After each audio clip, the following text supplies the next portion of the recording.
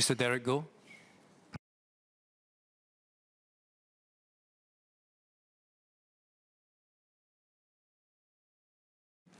A defining characteristic of Singapore's success has been its progressive attitude towards leveraging new ideas.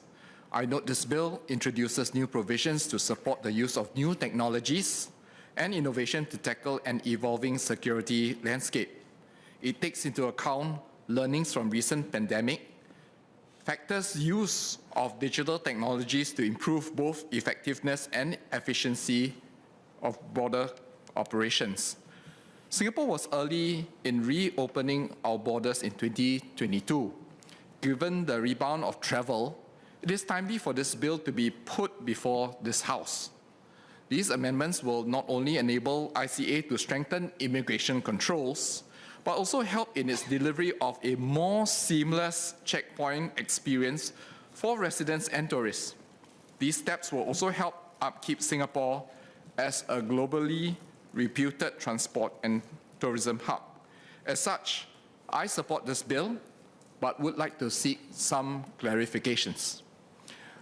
The bill introduces provisions to support ICA's new procedures. This includes streamlining the clearance experience at Changi Airport, where a person's biometric and flight information will be processed back-end using a unique digital token at the various automated touchpoints. With technology being at the core of this new operating model, any disruption to this critical system will have considerable risk and costs that includes security, reputational, and financial. Given the technology risks around resiliency, can Minister elaborate on the measures and safeguards to ensure service availability and the expected system uptime? As system outages can be expected, can Minister also clarify the plans for redundancy and recoverability? For example, will sufficient ICA officers and related resources be available on standby to support an activation of manual clearance processes where required? And what kind of tolerable service levels is being planned so that travelers can expect that the system should it not be available? Regarding the access by the airport operators to biometric and flight information, can Minister elaborate on the measures and the safeguards against misuse, unlawful retention, and cybersecurity risk? What are the level of governance standards around data usage applicable to ensure robust requirements across different organizations like Changi Airport and airline operators who may have differing data infrastructure and therefore security policies as well compared to, say, ICA? And will there be independent checks or audits by qualified authorities to ensure compliance? I now turn to future-proofing against evolving challenges. And I note Clause 27 of the bill expands ICA's powers to collect advanced passenger information from currently vessels, airlines, and train operators to across all modes of entry, including from bus operators. ICA will also be able to issue non-boarding directives, or NBDs, to direct transport operators to deny the boarding of undesirable individuals, particularly those who pose a threat to our safety and security.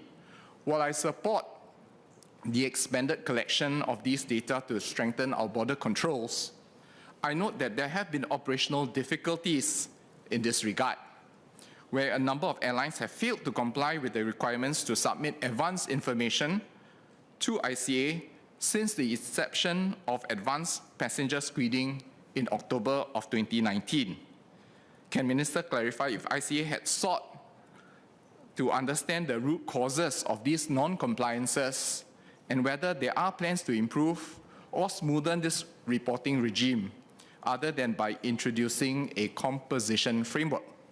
Also, in considering that the bus operator segment is more fragmented than the airline industry, they also have customer management systems that are less sophisticated, and there are ground concerns that such operators may face difficulties with compliance. With this ground challenge known, how can ICA ensure the accuracy, completeness, and timeliness of information submitted, as well as compliance to any issued NBD by bus operators? Are there plans for ICA to create a generic portal to help such operators to comply with the new regulations? Clause 8 also expands the powers of the minister to prohibit the entry or transit by foreigners on public security or public health grounds. This includes Singapore PRs and pass holders. In this regard, especially in considering PRs who are more likely to have families in Singapore, of which some of whom may even be our citizens, can Minister clarify the factors of assessment before the exercise of such powers, and if there is such a lead time for the notification so that such affected persons and their families can make adequate preparations? I next move to the enhancing of border controls and administration of passes and permits. And on this point, with respect to the recovery of funds from offenders for their repatriation, I therefore welcome Clause 51 of the bill, which empowers ICA to recover funds from all categories of persons to be removed from Singapore and not just prohibited immigrants. In recognizing the closure of this gap, may I also seek Minister's clarification on the number of cases and the total amount of repatriation costs unrecovered over the last 5 years.